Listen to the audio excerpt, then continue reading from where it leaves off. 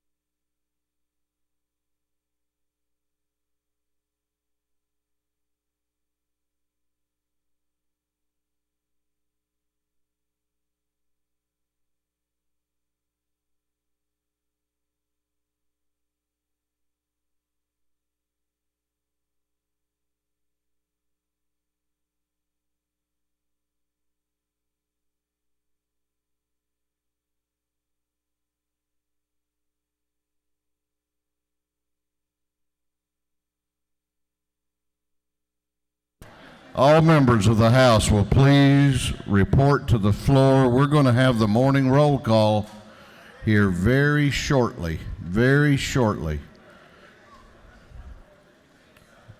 We have a very busy morning. All members. Mr. Clerk, I'm going to ask you to ring the bell one more time.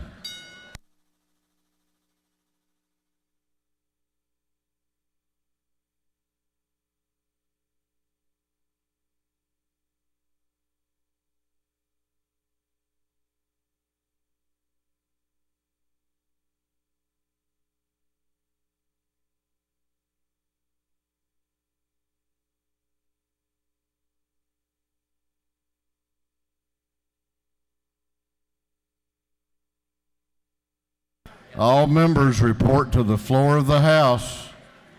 All members.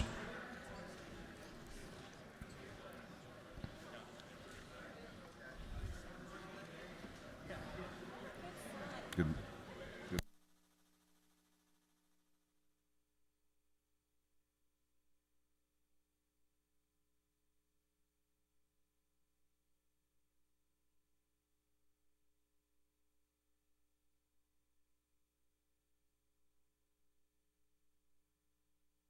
All right, we're going to have the call of the roll. All members present will please vote green to signify their presence in the chamber, and the clerk will unlock the machines.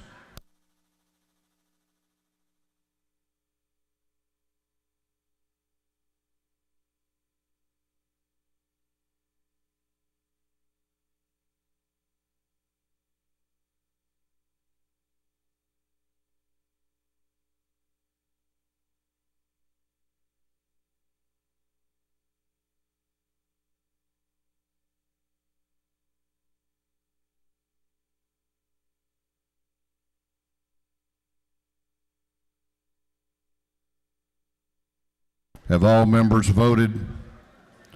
Have all members voted?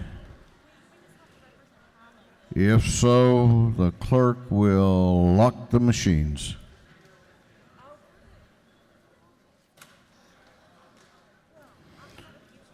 Doorkeepers will please close the doors and keep them closed.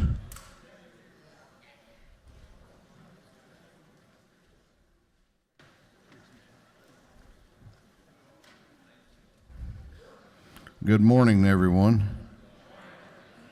We have a very, very busy morning, and I'm going to ask you to, if you'll cooperate with me, we've got a couple of special guests, and then we've got some business to take care of too, and so we're going to be kind of going at a pretty good pace here for a bit this morning.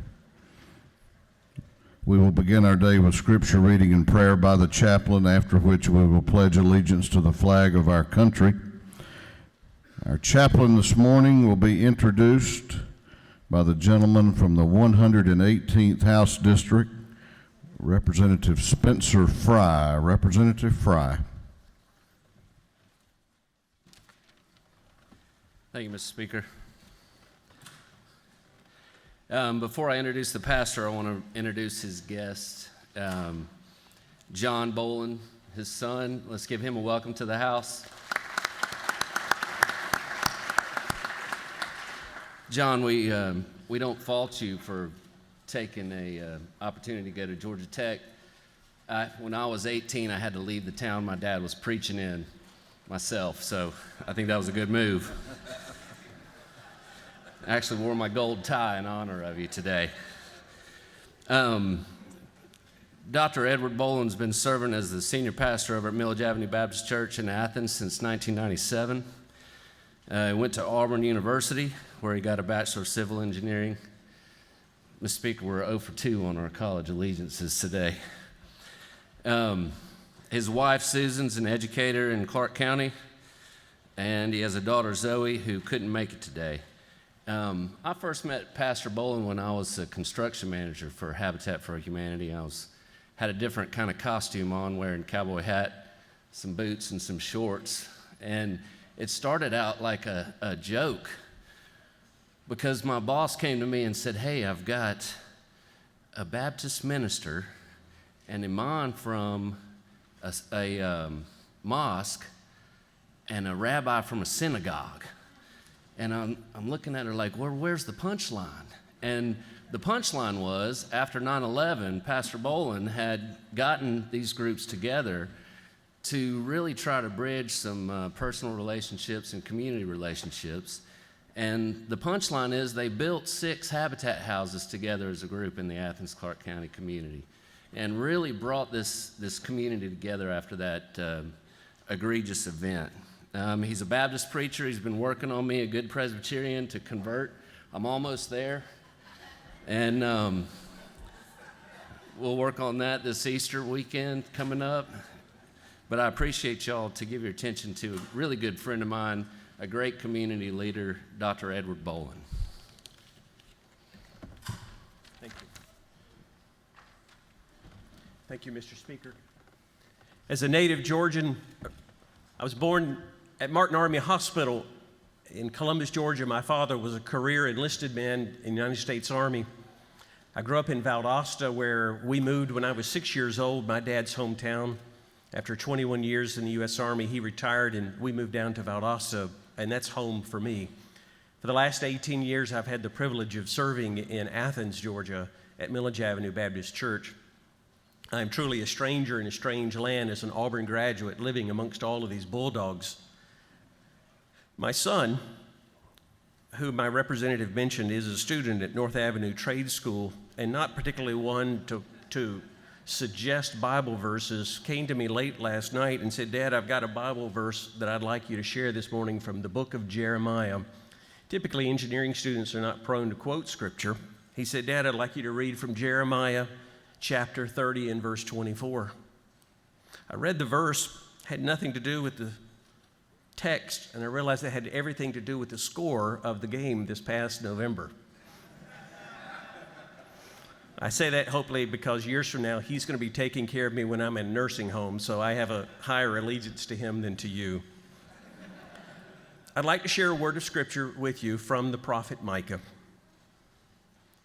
Micah says, "But the Lord has already made it plain how to live and what you are to do, what God is looking for in men and women. And it's quite simple. Do what is fair and just to your neighbor. Be compassionate and loyal in your love. And don't take yourself too seriously. Take God seriously." Thank you for the opportunity to share a few words with you today. I bring a word from Micah because Micah's calling there in the early part of the 8th century BC was to speak to a group of people like you, people in power, people in authority, people who were the decision makers. I'm a pastor, but I'm a husband. And my wife, Susan, is a 5th grade elementary school teacher in Clark County schools. Since we married 30 years ago, she's been teaching in elementary school. And I'd like to tell you about Justin. That's not his name, but he's a little boy in her 5th grade class at a small elementary school in Athens, Clark County. Justin, this past Christmas, received a new pair of Air Jordan tennis shoes. They are his pride and joy. His mother is incarcerated. Father is uncertain. He's one of 3 homeless children in the 5th grade of her elementary school. Every Friday when Justin leaves school, he takes his Air Jordans, which he keeps meticulously cleaned and polished, and very quietly and discreetly, he slides them under my wife's desk and slips on a pair of old Converse shoes. They have a signal, they have a code, Justin and Susan, because every weekend he doesn't know what's going to happen. He doesn't know where he's going to be. He doesn't know where he'll sleep. He doesn't know if there will be food on the table. And he knows that there's a high probability that his shoes will go missing in all of the transitions of this 10-year-old boy's life.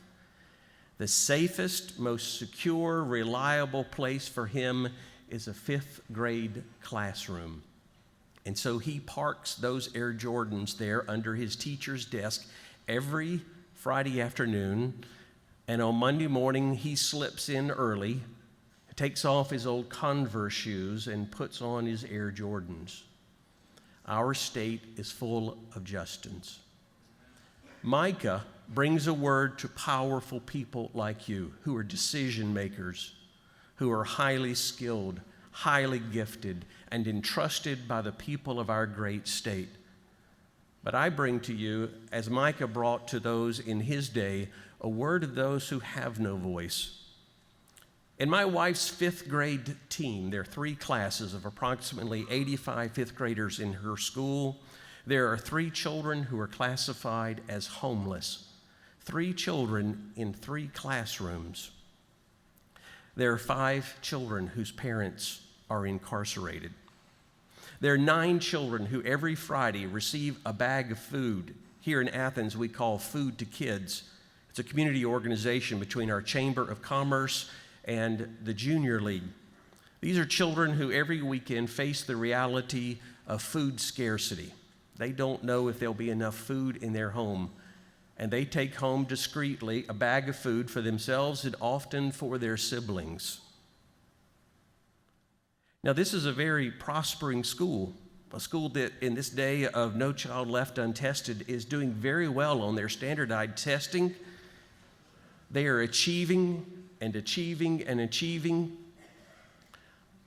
But my brothers and sisters, my fellow Georgians, I remind you, as you know well, there are many children in our state, there are many families in our state who struggle every day.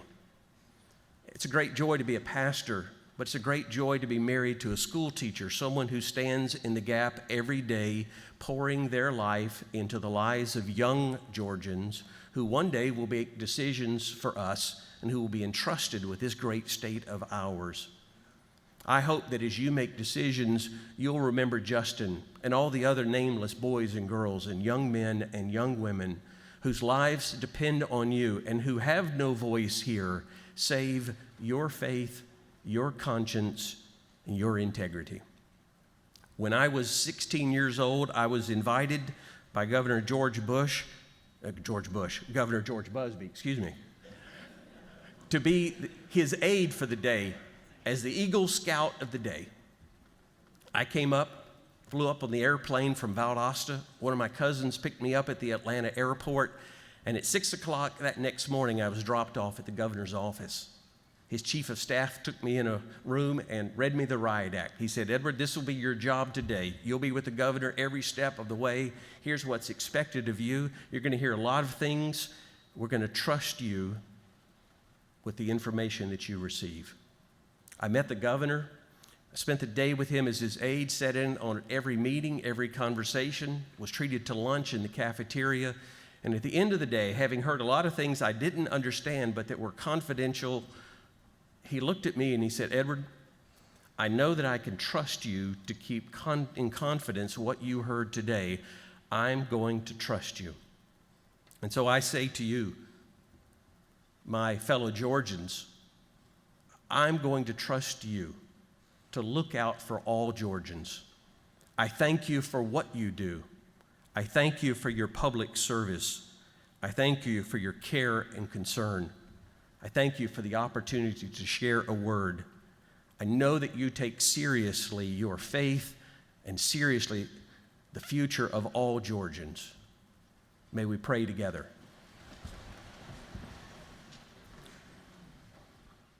Holy and most high God, we come before you, grateful for your gift of life. All good things come from you, and we acknowledge that powerful truth.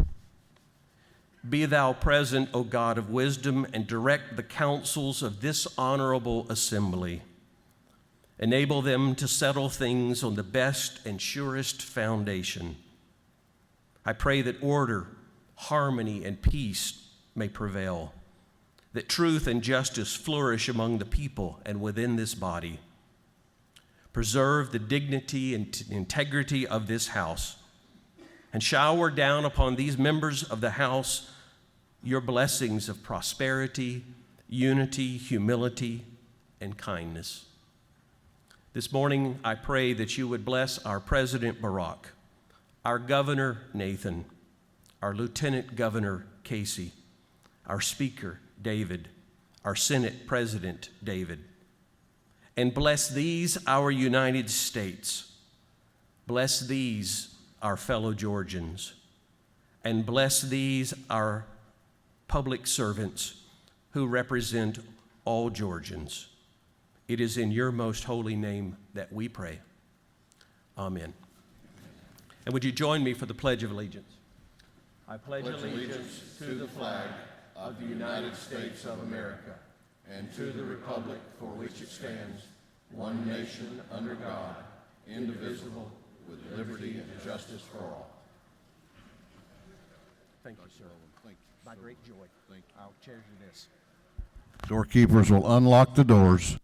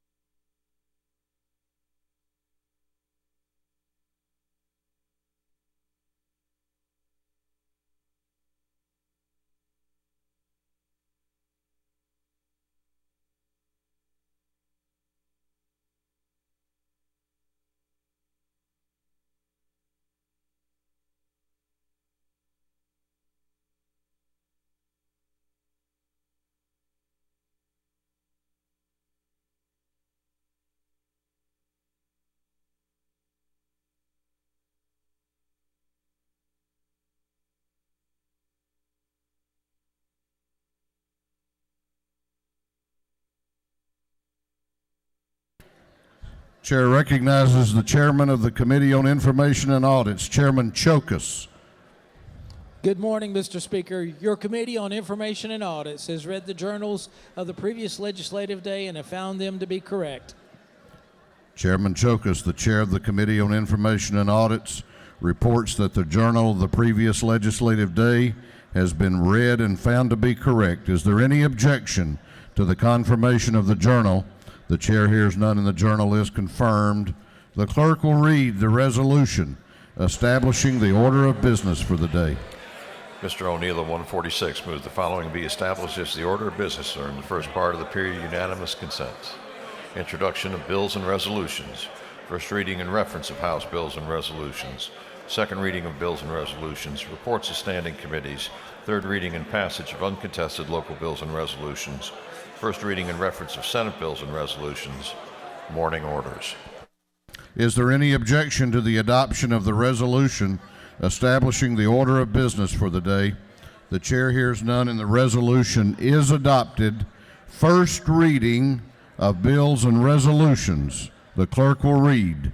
House Bill 618 by Representative Dukes, the 154th bill to be entitled an act to provide for the compensation of the chairperson and members of the Seminole County Board of Education.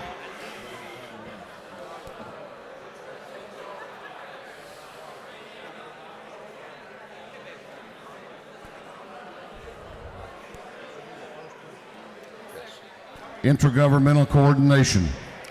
House Bill 619 by Representative Epps, the 144th bill being entitled an act to create the Cochran-Bleckley Airport Authority. Intergovernmental coordination. House Bill 620 by Representative Hardin, the 148th bill being entitled an act to provide that future elections for the office of judge of the probate court of Crescent County. Intergovernmental coordination. House Bill 621 by Representative Hardin of the 148th bill to be entitled an act to provide that future elections for the office of chief magistrate of Crescent County shall be Intergovernmental coordination. House Bill 622 by Representative Waits, the 60th bill being entitled an act to amend Article 9 of Chapter 9 of Title 46 of Bishop Code of Georgia annotated relating to Georgia Rail Passage Transportation.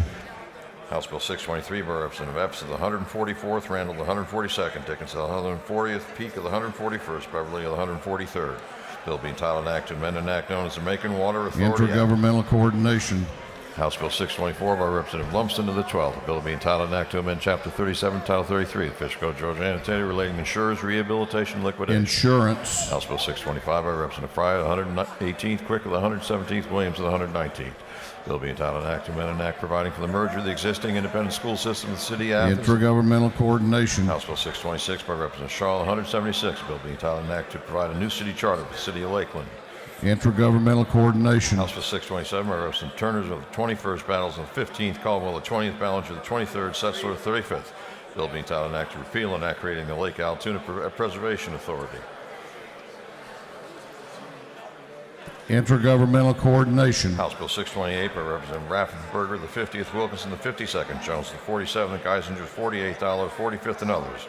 Bill being entitled an act to amend an act providing a homestead exemption from Fulton County ad valorem taxes. Intergovernmental coordination. House Bill 629 by Representative Gardner of the 57th. Bill being entitled an act to amend an act providing a new charter for the city of Atlanta. Intergovernmental coordination. House Resolution 685 by Representative Waits, the 60th, Thomas 56th, Side of the 76th, Stovall the 74th. A resolution requesting the Congress of the United States pass legislation restoring the teacups to mental health service. Appropriations.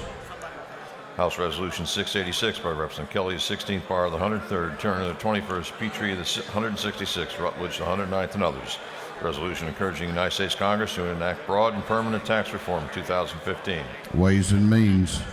House Resolution 687 by Representative Brooks, the 55th, a resolution honoring the life and memory of Dr. Beverly Hall. Education. Unnumbered House Bill LC 344611 by Representative Raffensperger, the 50th, to be entitled an act to provide a homestead exemption from Fulton County ad valorem taxes for county purposes. Intergovernmental coordination. Senate Bill 211 by Senator Stone, the 23rd, a bill being entitled an act to amend an act placing the county officers of McDuffie County on an annual salary. Intergovernmental coordination. Senate Bill 212 by Senator Kirk of the 13th, bill being entitled an act to provide a new charter for the city of Leslie. Intergovernmental coordination. That completes first readers. Second reading of bills and resolutions. The clerk will read. House Bill 610 by Representative Wilkinson of the 52nd, a bill relating to life insurance. House Bill 611 by Representative Gardner of the 57th, a bill relating to health. HB 612 by Representative Henson of the 86th, a bill to incorporate the city of Winship in DeKalb County. HB 613 by Representative Stevenson of the 90th, a bill to provide for the incorporation of the city of Greenhaven in DeKalb County. HB 614 by Representative Stovall of the 74th, a bill to amend the Quality Basic Education Act. HB 615 by Representative Waits of the 60th, a bill relating to water suppliers' cutoff of waters whose premises because of indebtedness of prior owner, occupant, or lessee prohibited, records required, limited liens for unpaid charges for water, gas, sewage service, or electricity. House Bill 616 by Representative Waits of the 60th, a bill relating to dispossessory proceedings. HB 617 by Representative Carson of the 46th, a bill to amend an act creating the State Court of Cobb County. House Resolution 5 by Representative Waits of the 60th, Resolution proposing an amendment to the Constitution so as to authorize the General Assembly to provide by general law for casino poker gambling within each county and municipal corporation which has established an entertainment district where such activities have been approved by referendum. House Resolution 650 by Representative Gassaway of the 28th, the resolution honoring the life of Mr. Richard John Chambers Sr., dedicating a bridge in his memory. House Resolution 651 by Representative Frazier of the 126th, resolution recognizing Mr. Samuel L. Cummings, dedicating a road in his honor.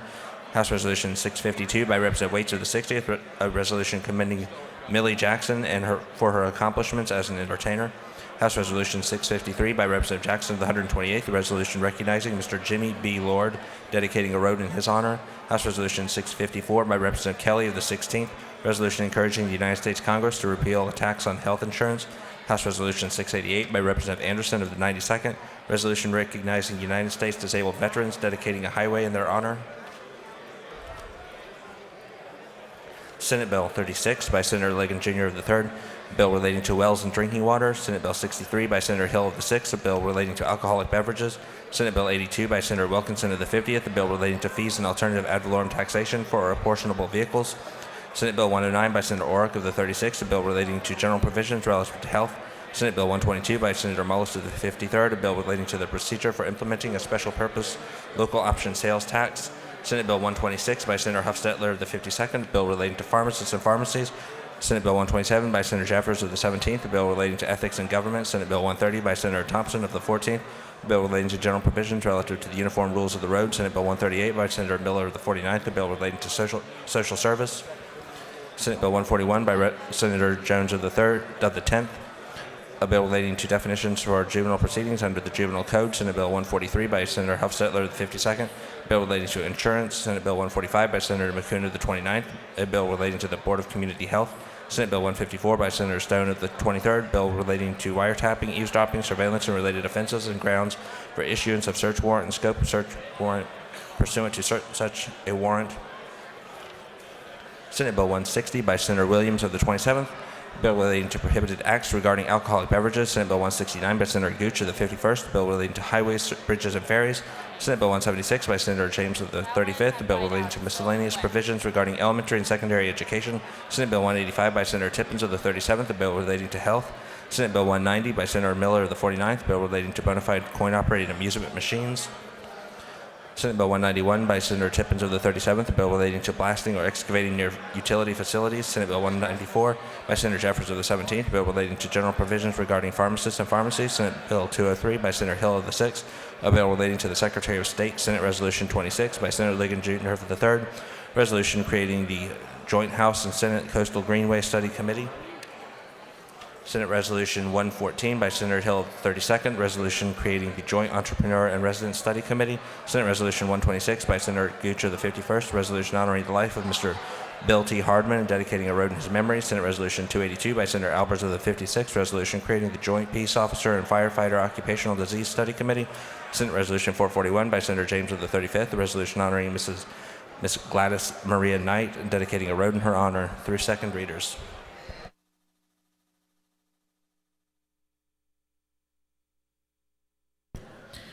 Reports of standing committees, the clerk will read. Representative Jan Tankersley, the 160th District Chairman of the Committee on Intergovernmental Coordination Locals, submitted the following report.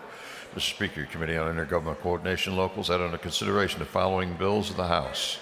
As instructed me to report the same back to the House with the following recommendations. House Bill 589 do pass by substitute. House Bill 594 do pass. House Bill 597 do pass. House Bill 598 do pass. House Bill 599 do pass. House Bill 600 do pass. House Bill 601 do pass. House Bill 602 do pass. House Bill 603 do pass. Representative Golick of the 40th District, Chairman of the Committee on Judiciary Non-Civil, submitted the following report. Mr. Speaker, your Committee on Judiciary Non-Civil has had under its consideration the following bills of the Senate and has instructed me to report the same back to the House with the following recommendations. Senate Bill 79 do pass. Senate Bill 72 do pass by substitute. Senate Bill 94 do pass by substitute. Representative Smith, the 70th District Chairman of the Committee on Natural Resources and Environment, submitted the following report.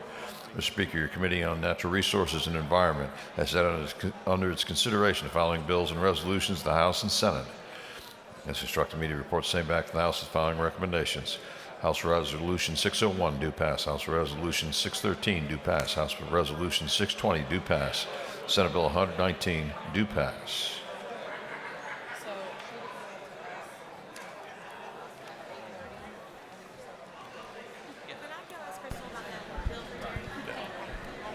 We'll have third reading and passage of uncontested local Bell, you can bills. use the phone. If there is no objection, we will vote on the local calendar as a whole with a recorded vote. Hearing none, it is so ordered. The clerk will read the local calendar. House Bill 589 by substitute by Representative Evans, the 42nd, Cobb County. House Bill 594 by Representative Kidder, the 145th, Baldwin County. House Bill 597 by Representative Holcomb of the 81st, DeKalb County. House Bill 598 by Representative Holcomb of the 81st, DeKalb County. House Bill 599 by Representative Holcomb of the 81st, DeKalb County. House Bill 600 by Representative Earhart of 36, Cobb County. House Bill 601 by Representative Hightower of the 68th, Carroll County. House Bill 602 by Representative Willard of the 51st, Fulton County. House Bill 603 by Representative Willard of the 51st, Fulton County.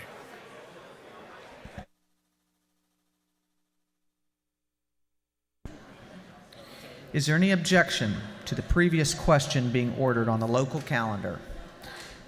The chair hears none. The report of the committee is agreed to. Is there any objection to agreeing to the report of the committee which was favorable to the passage of the bills?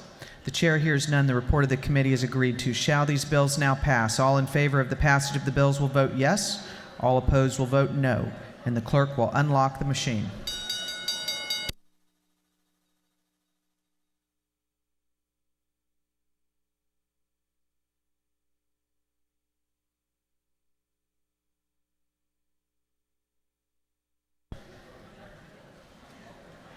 Have all members voted?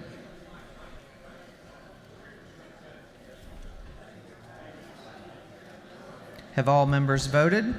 If so, the clerk will lock the machine. On the passage of the bill, the yeas were 156, the nays were 0. These bills, having received the requisite constitutional majority, are therefore passed.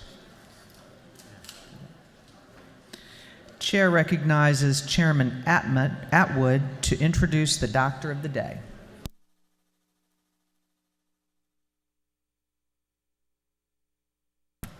Thank you, Madam Speaker. Ladies and gentlemen of the House, it's my distinct pleasure to introduce to you Dr.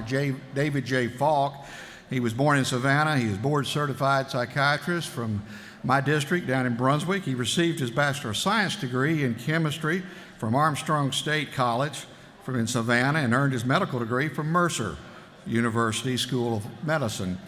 He completed his internship and residency from the William S. Hall Psychiatric Institute in Columbia, South Carolina.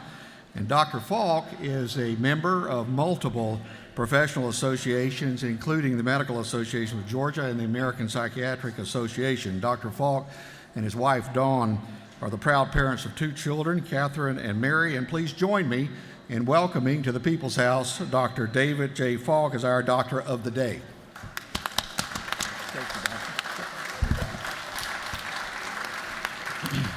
Thank you. I owe you thanks, and I'm honored to have this opportunity to serve you as you work to serve the citizens of this sovereign state of Georgia. I'm honored to be here. I am a psychiatrist, but as a psychiatrist, I also have the capacity for primary care, so I'll be available for any of your specific medical needs. Many of you, I'm sure, have been to see physicians in the past, but may not have seen a psychiatrist. Please feel free to resource me if you have any specific questions about mental illness, and I'm available if Atlanta traffic gets too bad. So thank you again.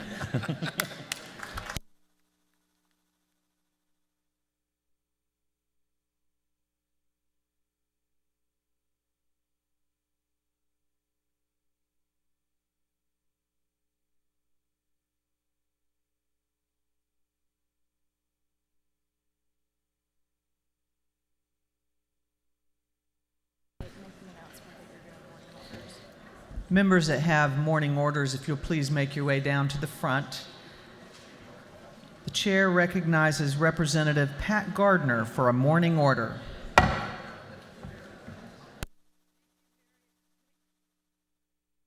Thank you very much, Mr. Speaker. I rise today to remember a truly remarkable man. I first met John Perdue and his wife Pat when I was visiting the Westview Neighborhood Association. What impressed me so much about Mr. Perdue and his wife was they had seemed to have dedicated their lives to helping those in their community that needed it the most. Afterwards, I learned a lot more about Mr. John Perdue. He has, in fact, written a book about his experiences in Georgia. He left Georgia in the 60s to come to Georgia and work in the civil rights movement. Spent much of his time in Albany, Georgia, fighting for integration. In fact, he even spent some time in the Albany jail. He returned to Atlanta to continue his work and to help others. His family and friends are in the balcony today. Will you join me as we recognize the family and friends of Mr. John Perdue? Please stand up.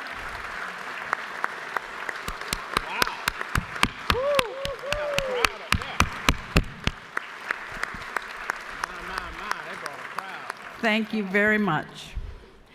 The family will be in room 133 if you would like to greet them. Come on down.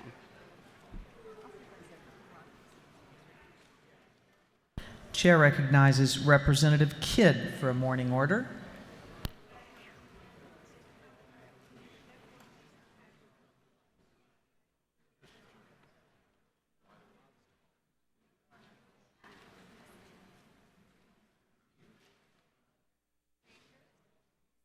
Thank you, Madam Chair.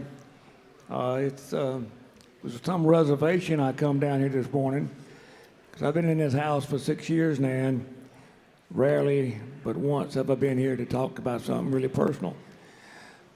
But I've graduated from college with a BS degree in finance, but my education really didn't start till 1972 when I came down here as a lobbyist, long before some of you were born, and only one or two of you in the legislature shortly thereafter. So I've been in these halls for 43 years. My good friend, the dean, been here 41, but I go back to when my friend Harry Geisinger was in his first term of office before he had his first retirement and decided to come back. But what I want to mention this morning to you is definition of retribution. Webster's definition of retribution is payback for something someone didn't like. I built my career down here since 1972 on trust. I think I became a successful lobbyist because everyone began to know me and trust in me and trust that what they said to me stayed with me and trust what I said to them as being fact. As a new legislator 6 years ago, the majority of members really didn't know who I was. And so I kept kind of quiet, trying to build up a relationship with them and build a trust factor with many of you, which is there today. But retribution comes in different formats. Very briefly, in Milledgeville, Georgia, this past year, our city council had a meeting that was unannounced and so forth. And a member of the city council punched the record button on his cell phone and recorded this illegal meeting and the fact that some members of city council, quote unquote, wanted retribution against an individual who had written a letter to the newspaper. And that retribution resulted in the transfer of millions of dollars from one bank into another bank. That retribution took place in such a fashion that an ethics complaint was filed against the members of the city council. The laws of the city council said that, the members themselves were the ethics committee. That wouldn't work. So they hired a special master judge. That special master judge ruled against the city council and the city manager. The Attorney General's office is investigating right now the action of our city council with retribution. I say this because, and I can't go around to every member and every chairman, but I want you all to be aware, everyone to be aware, that if you're in a meeting and you see somebody look down at their cell phone, they might not be looking at a message. They might be making sure they record what's being said. Several young members have come to me and several older members come to me, knowing I've been here a long time, knowing that I know where a lot of skeletons are. Probably put some of them there over the years, to be honest with you, right, Larry? And so forth. And they come to me and talk to me about what they should do. And they played me some of these recordings from Democratic caucus meetings, Republican caucus meetings, meetings in private offices, etc. Everyone that knows me knows those recordings stay inside my head. They won't, what's said won't go out anywhere. That's the trust factor I'm talking about. I love this body, I love this people, I love this institution. There's a brief article in the AJC last week about retribution, and I'm sure you'll read more about it in the weeks to come, in the last 9 days. For those of you who haven't been on the fourth floor, go on the fourth floor, and you'll see a voting record blown up this size outside of a senator's office with yellow marks on who voted against a certain piece of legislation. I'm sure that wasn't for retribution's sake. It was probably just for information's sake, to let the people know who voted one way or the other. All of us are elected by all the people in our counties. We're not here elected to represent Republicans, Democrats, Tea Party, religious rights, etc. We're all elected by everybody. We all put our pants on one leg at a time. I put mine on a little differently probably than most of y'all, but I still put them on one leg at a time. And I urge you in these last 9 days, when you look in the mirror every morning, have respect for the person who's looking back at you. Come into this body, stand tall, do the right thing. And if you do the right thing, and everyone does the right thing, we will all be winners. Your district will be a winner, and the state of Georgia will be a better place for all of us. Thank you, Madam Speaker.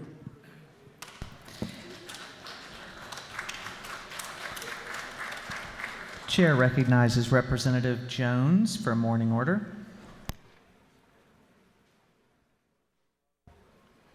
Thank you, Madam Speaker. Colleagues, I rise today to present to you one of several awards that I will present during morning orders over the next few days for members coming from House District 62 for the Aaron Blunt Memorial Award.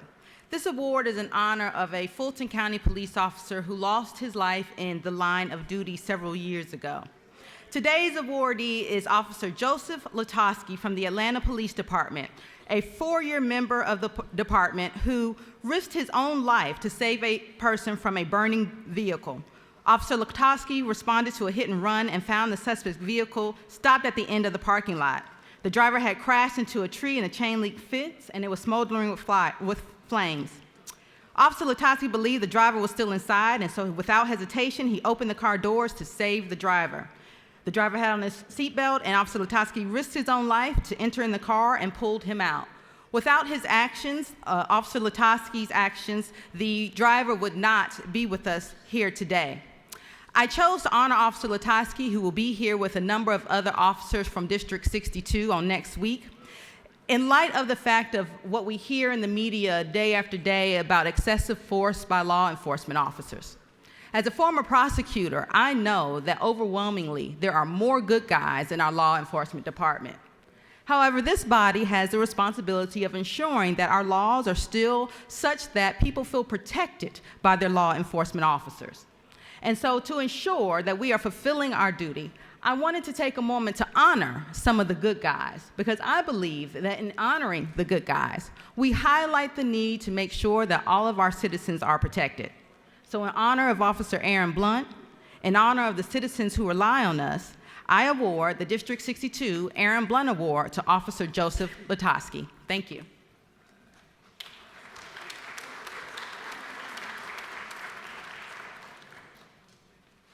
Chair recognizes Chairman Coleman for a morning order.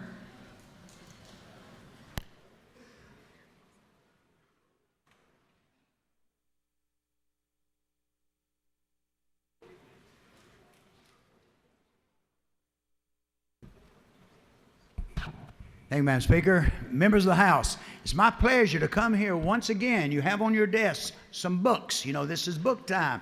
Everybody gets really excited about these, but up in the gallery today, we're happy to have with us some people to help us launch the 5th annual Georgia Pre-K that's going to be October the 5th to the 9th. This is the celebration of early learning. It's sponsored by the Voices of Georgia Children and is supported by Bright from the Start, Georgia Department of Early Care and Learning. Over 80,000 children benefit from this pre-K, and they benefit from this. And what we do in October, all of you are going to be asked to come to your schools and read one of these books. And you know there's a Pete the Cat in here this time, and everybody loves Pete the Cat. There's one of those, and there's also the doorbell ringing. I want you to take them and look. But look up in the gallery, and let's stand up and give them. And we have with us today, we're really happy to have Mr. Mouse from the book, If You Give a Mouse a Cookie. Let's hear it for these people who help us out up there.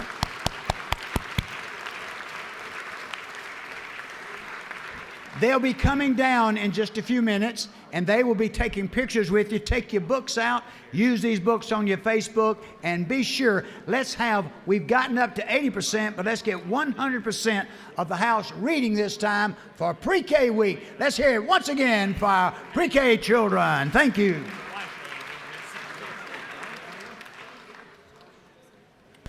Chair recognizes Representative Taylor for a morning order. Thank you, Madam Speaker.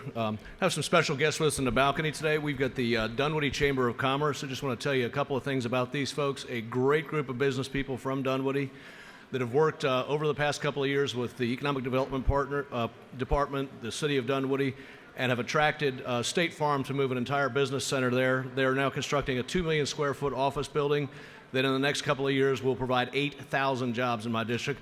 I wish these guys would rise and be recognized. Thank you. Thank you, Madam Speaker.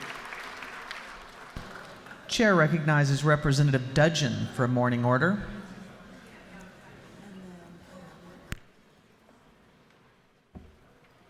Thank you, Madam Speaker. Today is Junior League of Georgia Public Affairs Day at the Capitol. There's about 70 ladies from around Georgia who do great public service work, and they're going to be giving lunch to legislators in room 125 between noon and 1:30. Hope to see you there. Thank you. Chair recognizes Representative Ballinger for a morning order.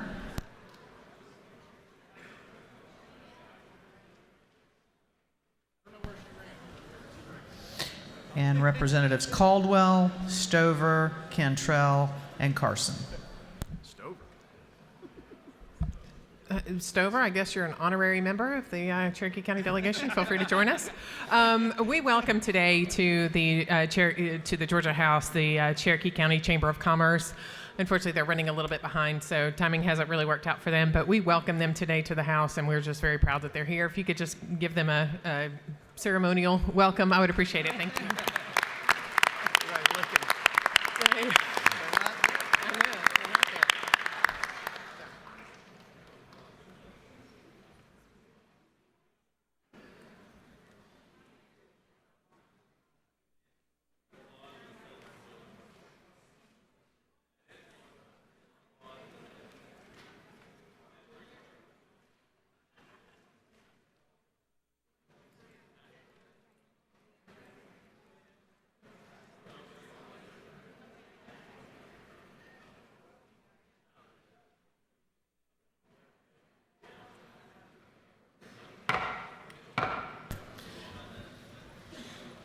The House has a very special guest today. If the chair can have your attention, the chair recognizes Representative Stovall for a special invite resolution.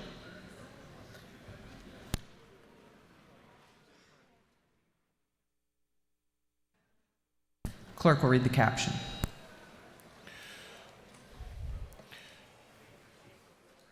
House Resolution 643 by Representative Stovall, the 74th. Strickland, the 111th, Scott of the 76th, Jones, the 53rd, Maber of the 63rd, and others. A resolution commending Chris Ludacris Bridges, founder of the Ludacris Foundation, and inviting him to be recognized by the House of Representatives and for other purposes. Representative Stovall.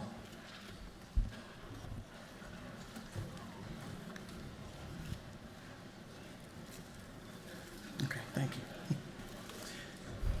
Good morning, Madam Speaker, Mr. Speaker, fellow members, guests, and Ludacris.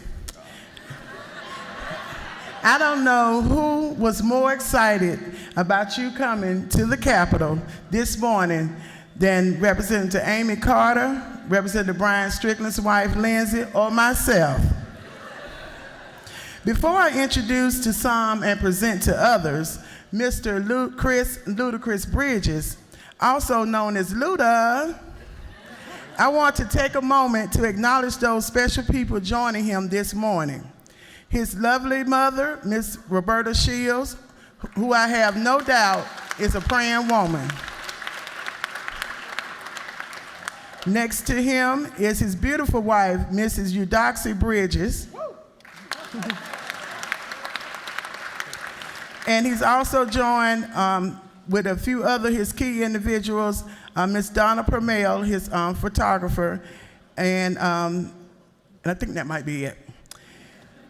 And also, please join me in welcoming them, which you all have already done.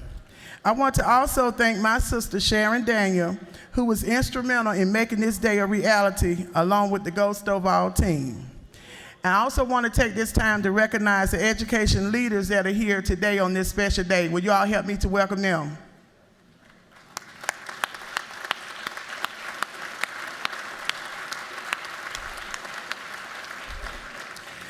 All right, Ludacris is a Georgia resident, a graduate of Banneker High School in College Park, and studied at Georgia State University. He began his music career and was known as DJ Chris Lover Lover. Ludacris, a hip-hop culture icon, is a lot more than what meets the eye. On the surface, the mega mogul is a multi-platinum selling artist, actor, and rapper. He has been a featured guest on many top 10 hits. Some of my favorite songs are Move, Get Out the Way, Get Back, You Don't Know Me Like That, and Runaway Love, to just to name a few. But behind the scenes, he is a successful record label executive, entrepreneur, and philanthropist. Ludacris and I both share a heart for serving the youth.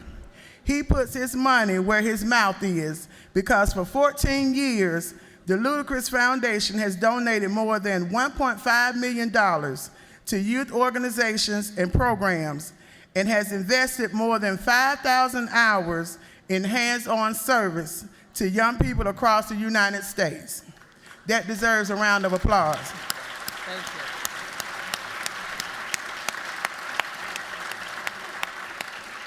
His programs in leadership and education, living healthy lifestyles, and Luda Cares impact more than 10,000 lives annually. Ludacris recently visited Utopian Academy for the Arts Charter School in Clayton County, where I represent, twice to inspire and uplift them. As a versatile visionary genius, Ludacris and the Ludacris Foundation are to be commended. 2015 is turning out to be monumental for Ludacris. First, he and his wife are expecting a child, and congratulations. Secondly, his new movie, Fast and Furious 7, will be in theaters on April the 3rd. Box office pundits with early access to tracking figures say Furious 7 could have an opening between $110 to $115 million, making it the most successful franchise installment yet. Overall, it's expected to reach $1 billion in movie ticket sales. My family has seen every Fast and Furious movie at least twice and will continue that tradition this year.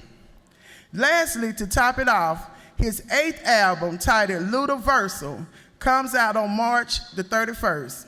It's being called his most personal body of work to date. Today, we are making history at the Capitol. It's not unusual for me to be among history makers. Ludacris is the first Grammy Award-winning, multi-platinum selling artist, actor, rapper, entrepreneur, and philanthropist, all in one to be recognized. Ludacris, if you ever are in need of a legislator in one of your videos or movies, call Rep. Stovall. I'm sure some of my colleagues will join me as well. I would like to present you with this t-shirt that was designed by Dangerous Printing as a remembrance of this day, March the 19th, 2015.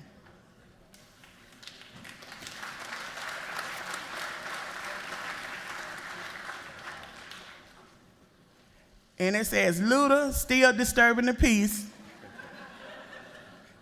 On the back, it has Georgia Capitol, March 19, 2015. And on the sleeves, it has Ludacris Foundation.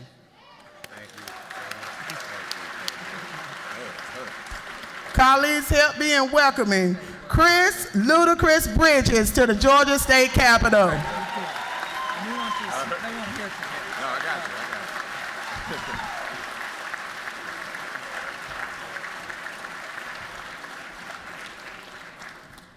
Hold on a second.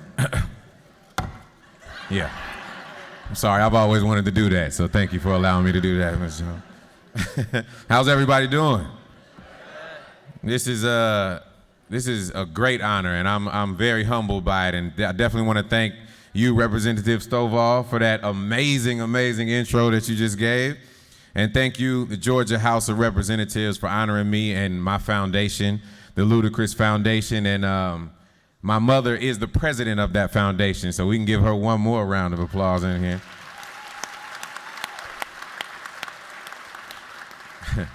It feels great to speak to this special group of leaders that we have here today, policymakers, change agents.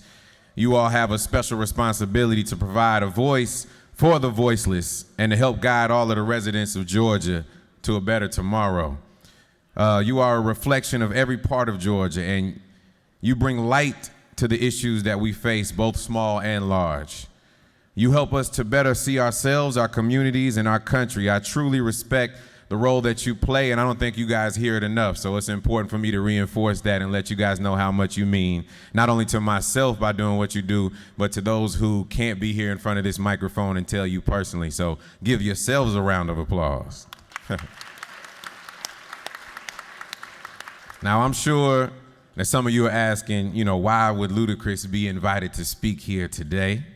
And why would they honor me? To some, I'm just an entertainer. I make my living by, stringing together verses or playing a part in some movie or television show. And I'm certain that some of you are asking, what would Ludacris have to say? What would I have to say about leadership? But in fact, when I speak of leadership, I'm talking about leadership that is apolitical. Leadership that is very basic and starts with self. There's a cry for it. In fact, that is what we are seeing every day as people march and as they clamor for understanding, especially of all the events that have been going on. America and Georgia have a great promise, but it's a promise that is not yet completely fulfilled, in my opinion. Not everyone gets an equal chance at it. Some never get a chance at all. Not everyone believes that tomorrow can be better than today, or that the promise is even meant for them. Our communities, they definitely need fixing. Some of our systems are badly broken, and we can't wait on government institutions, social programs, and policies alone to fix our communities. We have to look inward, and that's what I mean when I say leading by example. And that's the type of leadership that I continue to do and what I've been doing for over a decade now with the Ludacris Foundation. So to let you know a little bit more about the foundation, it was formally established in December, of course, of 2001 to sustain my commitment to make a difference in the lives of youth, families, and communities throughout the United States, not just here in Atlanta, Georgia, but with a major focus on my home state, as I continue to say. And my foundation, it inspires youth through education and memorable experiences to live their dreams. thereby uplifting families, communities, and fostering economic development. So we have 3 key programs that focus on specific areas. I call them the 3 L's. There's the leadership and education, there's Luda Cares, and there's living healthy lifestyles. And first and foremost, the leadership and education, preparing you to be successful with an emphasis on why education matters in making lifelong decisions. Luda Cares, which is ensuring that communities and its residents know that we care about them and that they need to care about each other. And then Living Healthy Lifestyles is geared towards youth to learn about healthy eating to address issues like nutritional health and childhood obesity. Provide preventative health services and education in underserved youth. We help young people achieve their dreams through the encouragement of the principles of success. We aim to show young people in America they are the builders of their future. And since 2001, the Ludacris Foundation has donated well over $2 million to support organizations that work to help families and communities. Our programs and support initiatives have directly impacted thousands upon thousands of lives. And what I'm more proud of is the fact that we have over 10,000 hours invested in hands-on service. So it's not just about cutting a check. I go there personally to ensure that people see my face and know that I care. I take the responsibility of leadership and giving back very seriously, as you can tell. I have a deep-rooted tradition of service that has only broadened with my celebrity status as my popularity has grown over the years. And I'm sure it will grow a lot more after being here in front of you guys today. So as I have more and I continue to get more, I'm making a vow and letting everybody know I will definitely continue to do more. I mention these things not to brag or pat myself on the back, but to underscore the responsibility that I feel we all have to turn back, reach back, and give back to our communities. This period in our history should be a time of reflection for all of us to appreciate what we have and what we have to give to those in need of our help. And in closing, I just want to say our challenge, the task is not so much to see what no one yet has seen, but to think what no one yet has thought, about which everybody sees. We have to have a paradigm shift regarding issues and possible solutions. And we need every able body to pitch in and do what they can. So thank you again for this honor and recognition. I appreciate you all. Love from my family to yours. Yeah. Thank you. Thank you. Hugs.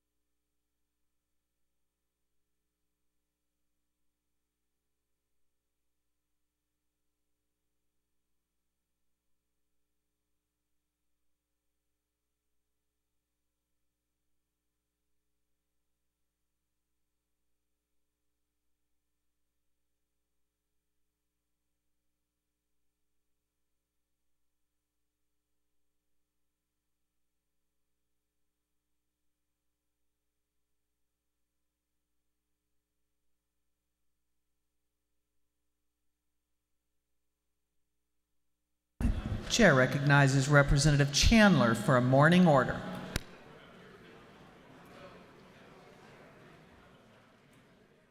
That's a hard act to follow. But we do have a group with us today in the balcony who are servants, and they've served through the years in many different capacities. We have a group of seniors from Grayson First Baptist Church. Their pastor is with them, and I'd like for you to stand and let's welcome you to the house.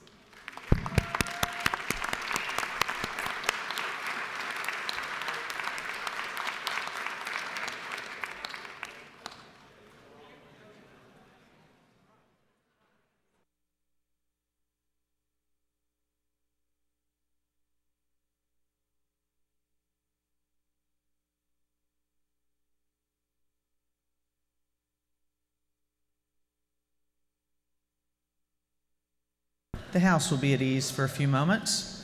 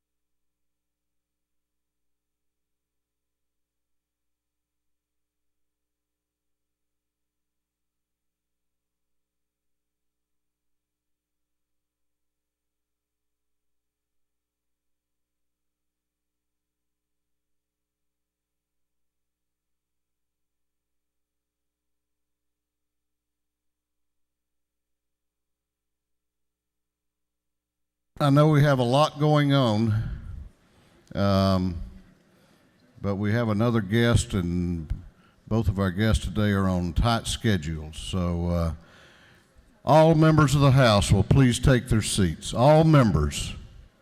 And I'm sorry to do this to you, but even those of you against the wall will please take your seats. This House will come to order. House will come to order.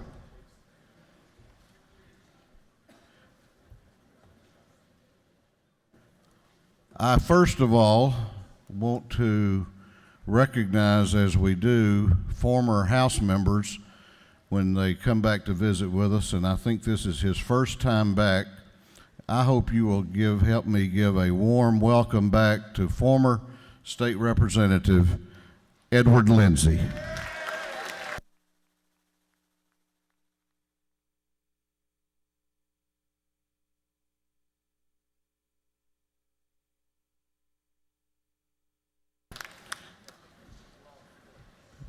Former Representative Lindsey said, "I thought of y'all last Friday night at midnight." I said, "We weren't here. We were gone by 8 p.m. He didn't believe me. We are very honored today to have with us a very special guest and an individual who really needs no introduction. He is a member of a family that represents, in my view, the highest ideals of public service in this country, that have given much to this country. He served as governor of Florida for 8 years, where he was a champion of education reform, deeply committed to making sure that the young people in Florida had the finest in educational opportunities. He's continued that good work, and he's visiting here in Georgia today, and wanted to come by and visit, and we are honored. I hope you will help me welcome to the Georgia House of Representatives the former governor of Florida, Jeb Bush.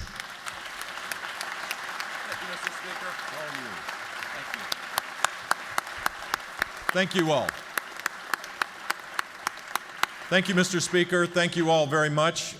Your speaker has the best speaker voice I think I've ever heard as I've traveled around the country. If there's going to be a House of Cards State Edition, My next job. except the good. All the guy. I'm not thinking bad things here. I'm thinking guy who can make things happen. It is a joy to be here. Thank you for that kind introduction. I'll be very brief. I came to see Ludacris. I've already done that, so I appreciate the fact that there's a successful guy who's giving back, and you all giving him this honor is quite appropriate. I hope that you stay the course on assuring that, particularly of all the things you do, building a great business climate, thinking about the big issues, prioritizing the budget, all those things are important. But I know for a fact that state governments are where people have a chance to change the course of a life of a child. And think about it, a third of our kids are college or career ready in this country. We spend a lot of money.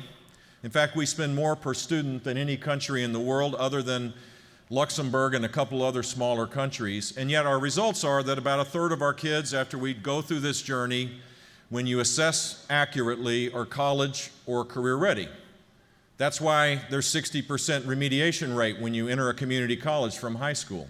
That's why public universities offer high school math and high school reading again. That's why we have a skills gap in this country where people have a hard time getting jobs that could give them a chance to move up the economic ladder because our system hasn't worked. And it's not because people in the system are bad, it's that we haven't had the courage to move to a child-centered system.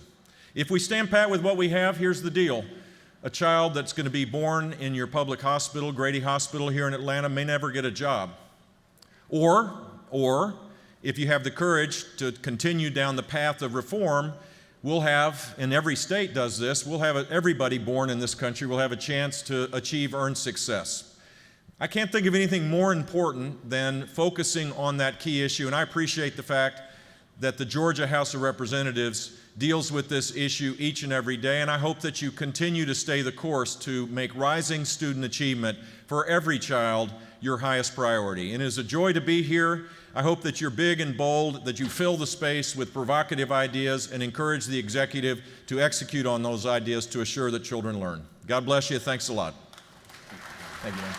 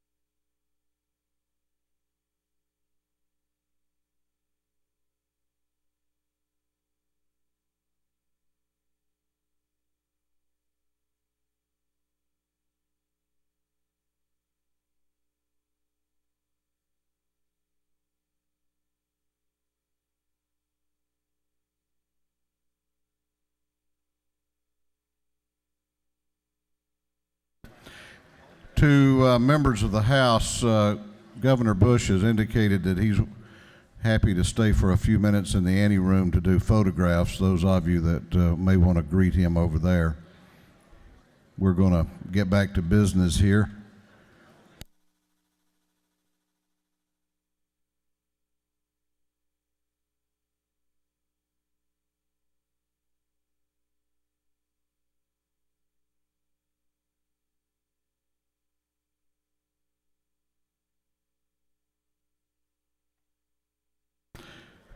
All right, the House will come to order, and we have another very important and very special group that we want to honor.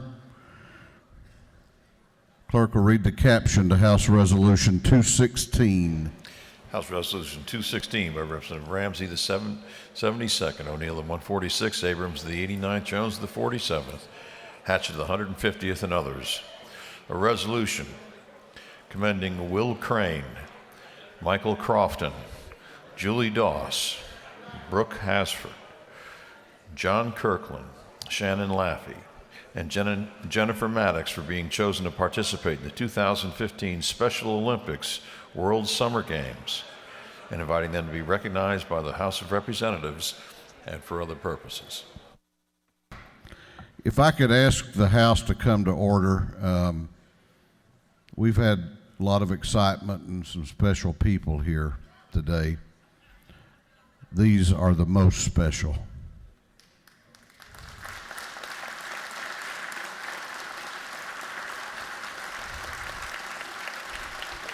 Thank you for that.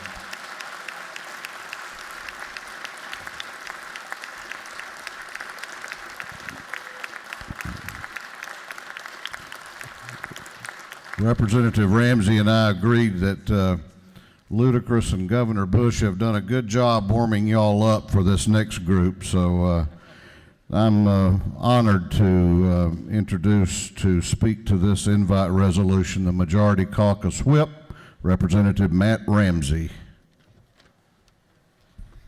Thank you, Mr. Speaker.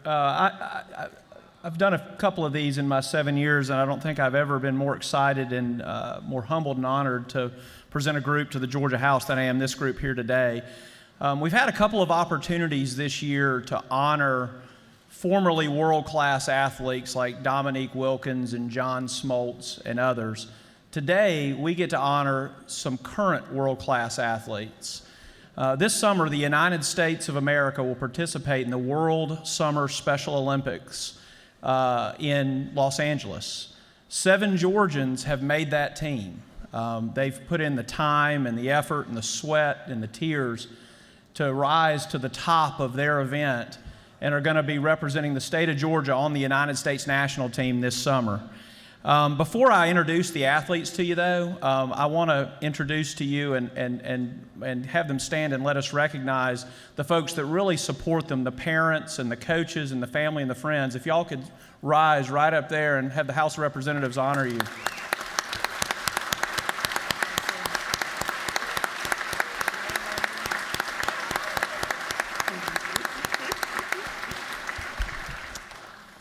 I'm going to introduce the 7 athletes and their events and where they're from. Hold your applause, and we'll give them a big round of applause at the end. Y'all just wave when I say your name. First, we have Will Crane from Gainesville, who's going to be competing in kayaking. We have Julie Doss from Lake Park, who's going to be competing in gymnastics. We have Brooke Hasford from Cumming, who's going to be competing in aquatics. Shannon Laffey from Kennesaw is going to be competing in gymnastics. Jennifer Maddox from Stockbridge is going to be competing in equestrian. Michael Crofton from Peachtree City is going to be competing in sailing, and John Kirkland from Byron's also going to be competing in sailing. Let's give these guys a round of applause.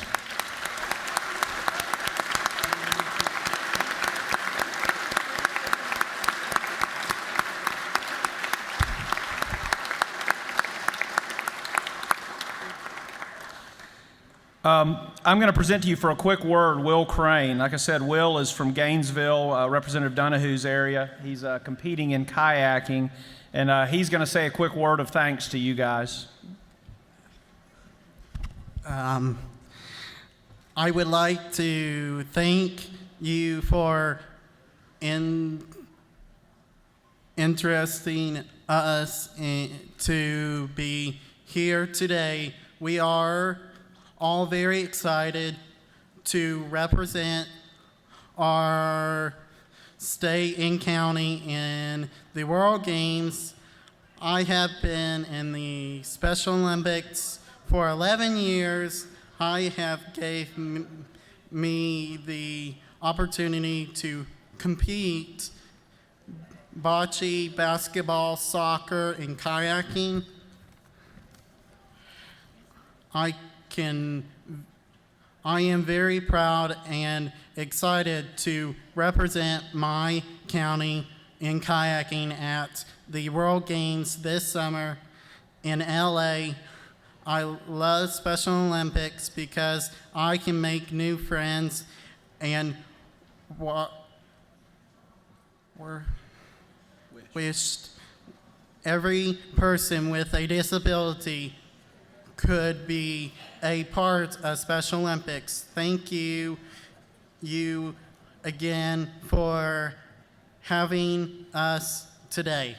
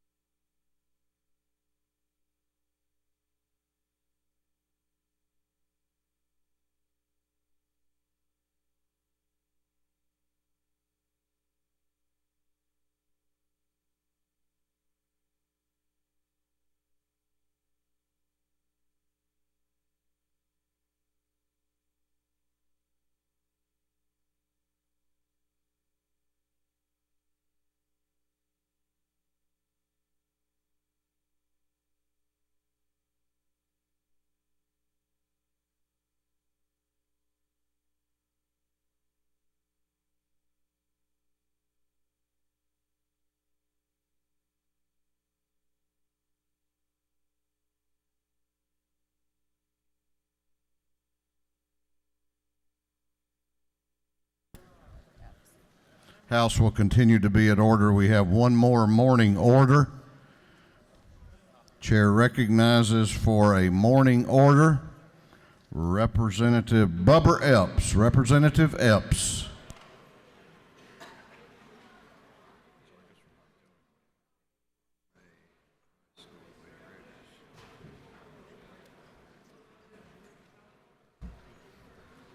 Thank you, Mr. Speaker. I was going to ask some, Nikki, you're here.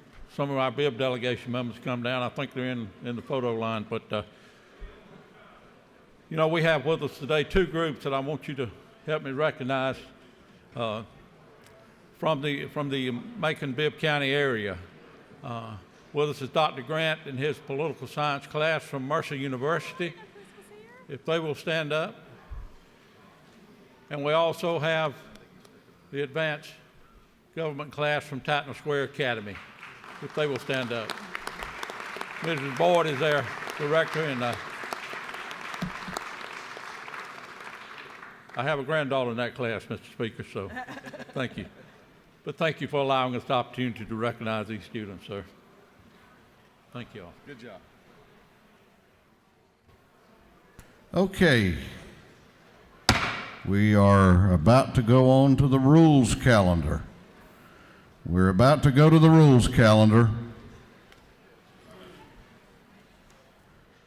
Clerk will read the caption to House Resolution 302. House Resolution 302 by Representative Parrish, the 158th urging Congress of the United States to enact significant reforms to the nation's federally financed graduate medical education programs. This bill has been referred to the Committee on Health and Human Services. That committee recommended that this resolution be adopted. Chair recognizes Chairman Butch Parrish to present the resolution. Thank you, Mr. Speaker. Ladies and gentlemen of the House, last session we passed House Resolution 1722, which established a study committee to look at the graduate medical education in our state. The Speaker allowed me to serve as chair of this study committee over the summer, and we met around the state. We met at the hospitals, we went to the medical schools, and we visited with medical students. One thing became very clear to us from our time there, that we have a problem in this state. We have a shortage of residency slots. Georgia, as you know, is a growth state. We're now 10 million plus in this state. Our medical schools have done a good job of expanding and graduating more doctors, but we've not kept pace with our residency programs. And after we train these doctors and they graduate from medical school, we actually don't have enough medical slots in the state to take care of the number that we're graduating. Now, the governor recognized this problem and began his program to create 400 additional residency slots, and this House has enhanced his efforts, and that's well underway. A high percentage of the doctors who will choose to locate their practice near where they do their residency training. Now, House Resolution 302 that we're talking about today is urging Congress and the Center for Medicaid and Medicare Services, CMS, to look at the reallocation of the federally funded residency slots across the country. I believe that a fast-growing state like Georgia has not received our fair share of these slots. The resolution is asking the feds to take another look at these slots and how they're allocated so that we can produce and train the number of doctors that we need to treat our growing population. Georgia now ranks 39th in positions per capita, and this is projected to get worse, and if we don't do something by the year 2020, we could be number 50 out of 50. Many of you co-sponsored this resolution with me, and I thank you for that. The Regents and the Senate have passed similar resolutions to this, and now I'm going to ask you to vote yes on House Resolution 302. If there are any questions, Mr. Speaker, I'll take them, and if not, I'll yield the way and ask for your favorable consideration. You do not appear to have any questions. The gentleman has yielded the well. Is there any objection to the previous question being ordered? The chair hears none. The previous question is ordered. Is there any objection to agreeing to the report of the committee, which was favorable to the adoption of the resolution? The chair hears none. The report of the committee is agreed to. Shall this resolution now be adopted? All those in favor of the adoption of the resolution will vote aye. All those opposed will vote no, and the clerk will unlock the machines.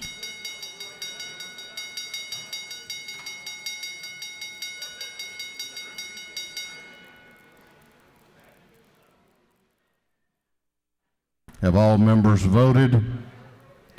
Have all members voted?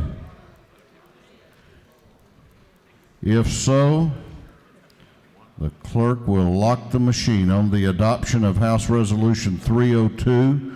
The ayes are 157, the nays are 2. This resolution, having received the requisite constitutional majority, is therefore adopted. Clerk will read the caption to House Resolution 474.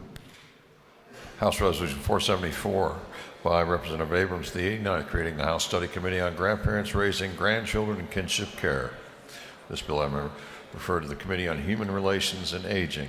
That committee recommends that this resolution be adopted. Chair recognizes the Minority Leader of the House, Leader Abrams, to present the resolution. Thank you, Mr. Speaker. On your desks this morning, you will find a one-page map that shows the density of grandparents raising grandchildren in the state of Georgia. At last count in 2013, it was more than 100,000 grandparents who either had temporary or permanent custody of their grandchildren. And if you pay close attention to the map, you will notice that this isn't an urban problem, it isn't a rural problem, it is a Georgia problem. What this map doesn't reflect are the tens of thousands of other family members who also have custody of their grandchildren or of their progeny. It's estimated in Georgia that nearly 200,000 family members are raising children that were not their birth children, but are in desperate need of support.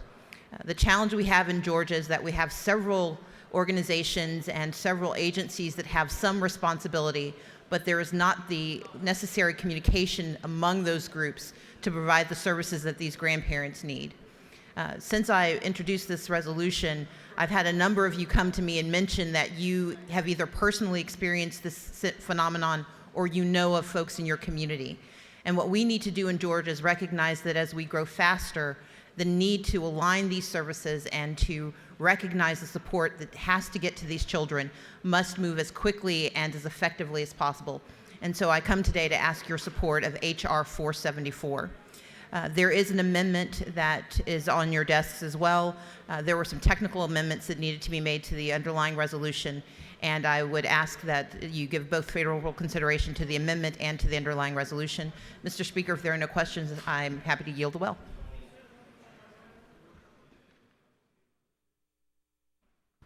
You have no questions? Thank you.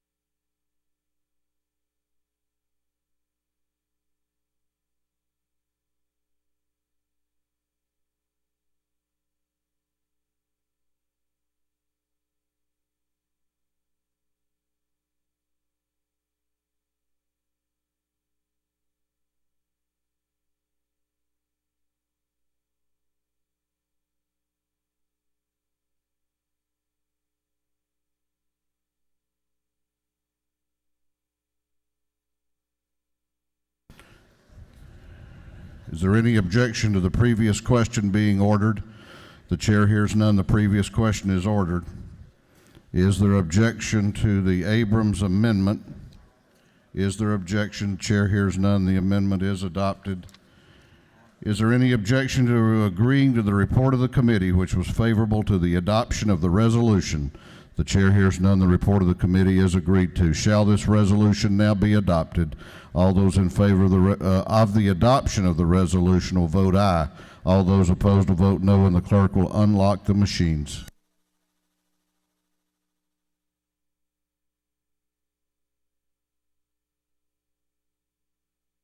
Have all members voted? Have all members voted? If so, the clerk will lock the machine on the adoption of House Resolution 474. The ayes are 164, the nays are 0. This resolution, having received the requisite constitutional majority, is therefore adopted. House Bill 16 will be recommitted by the chair to the Committee on Rules. It had been postponed from a previous legislative day. The clerk will read the caption to a group of privileged resolutions.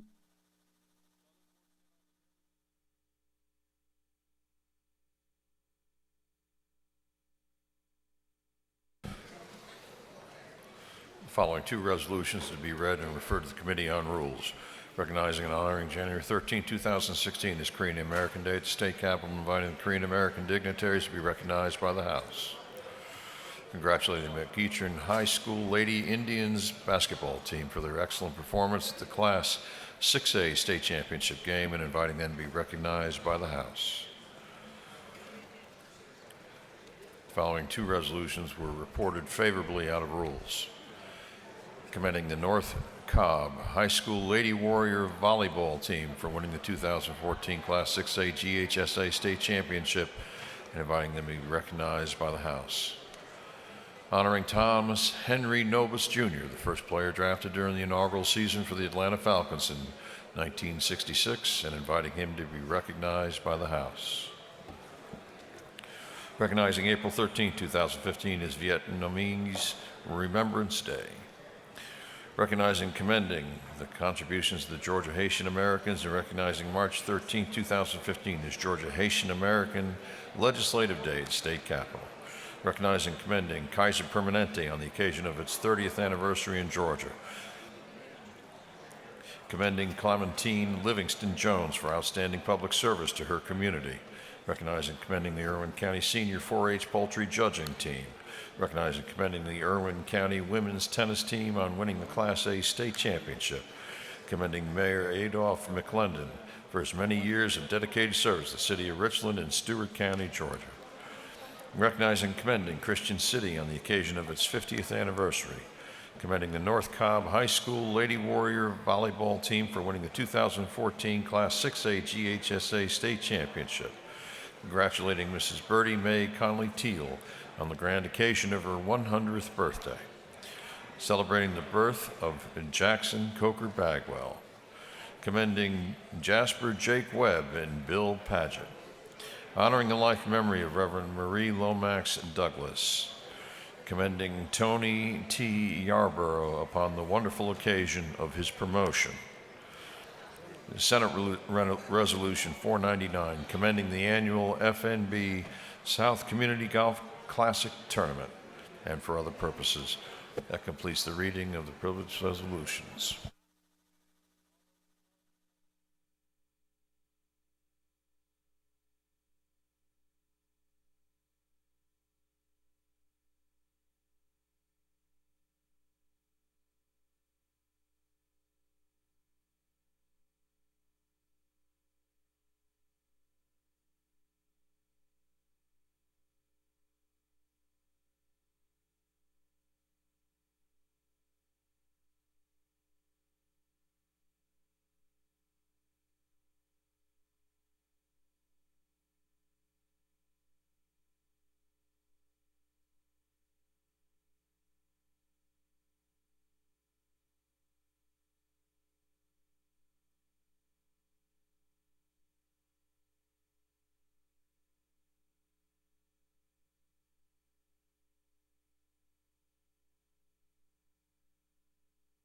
Is there any objection to the adoption of the privileged resolutions? The chair hears none. The resolutions are adopted.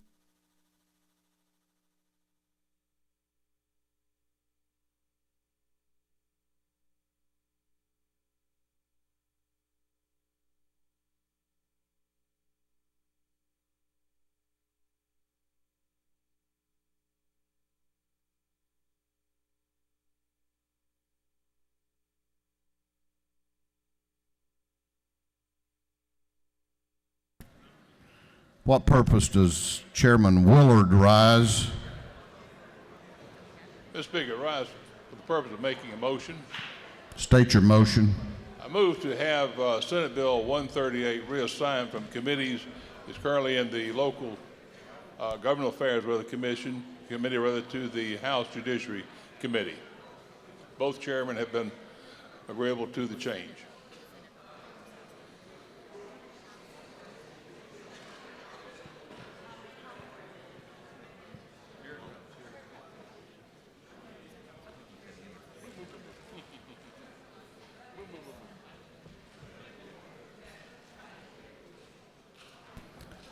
Clerk will read the caption. Senate Bill 138 by Senator Miller, the 49th, Dugan of the 30th, Hill of the 32nd, Kennedy the 18th, Jackson the 24th, and others, to be titled an act to amend Title 49 of the Official Code of Georgia annotated relating to social service. On the motion of the gentleman that Senate Bill 138 be withdrawn from the Health and Human Services Committee and Governmental Affairs, got it wrong on the board, be withdrawn from the Governmental Affairs Committee and committed to the Judiciary Committee. Is there objection? Chair hears none, and it is so ordered. What purpose does Representative Epps rise? Make a motion, Mr. Speaker. State your motion. I move that the rules of the House be temporarily suspended so that the bill may be read for the first time and assigned to rules of committee. Clerk will read the caption. Unnumbered House Bill LC 213694 by Representative Epps of the 144th, to be titled an act to amend Chapter 11 of Title 47, Official Code of Georgia, annotated, relating to the judges of the Probate Courts Retirement Fund.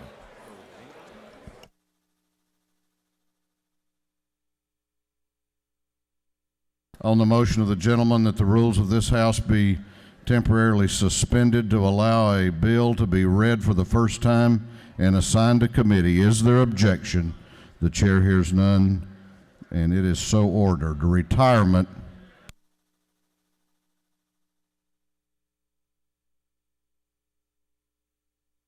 If you have an announcement and have not signed up, make your way to the front, be prepared to be recognized, and be sure you're signed up with the messenger. We will be doing page photographs at the rostrum immediately upon adjournment. Immediately upon adjournment.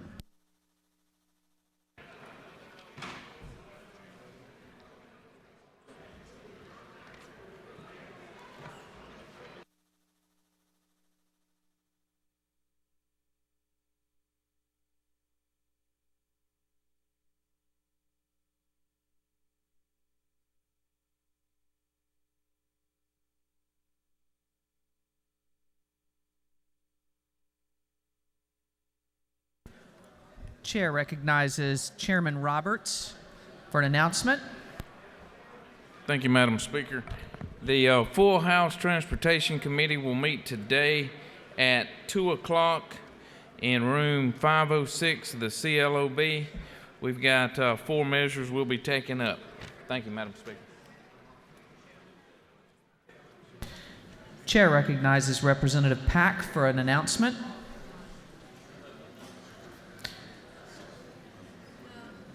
Chair recognizes Representative Efstration for an announcement. Thank you, Madam Speaker. The Gwinnett Legislative Delegation will meet upon adjournment in Capitol Room 403 for lunch and a meeting. Thank you. Chair recognizes Chairman Hamilton for an announcement. Thank you, Madam Speaker. The Industry and Labor Committee, full committee, has a hearing today at 1 p.m. in 506, and we will be taking up a Senate measure. Industry and Labor 506 CLOB. Thank you. Chair recognizes Chairman Sims for an announcement. Thank you, Madam Chair. The State Properties Committee will meet today at 3 o'clock in room 401. Thank you. Chair recognizes Representative Shaw for an announcement.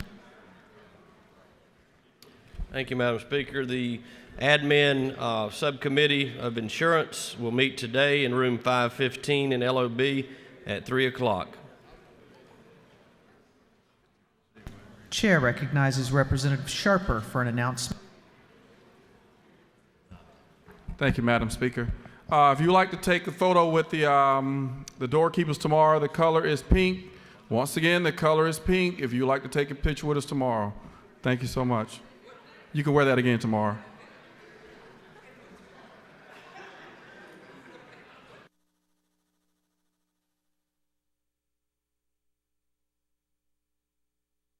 Chair recognizes Chairman Jacobs for an announcement. Thank you, Madam Speaker. The Jacobs Subcommittee of the House Judiciary Committee will meet today at 4 p.m. down in the Judiciary Committee room today at 4 p.m.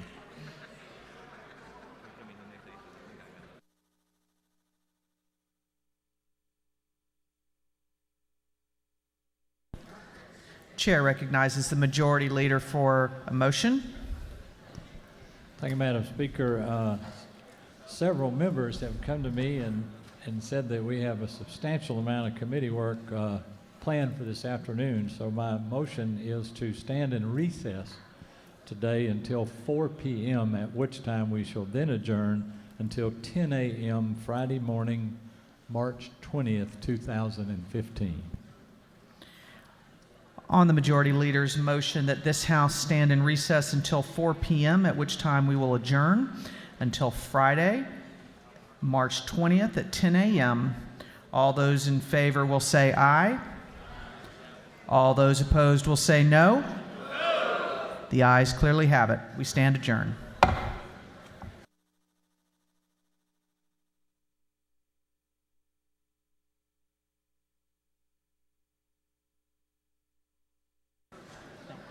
We'll have page photographs at the rostrum. Page photographs. Please make your way up.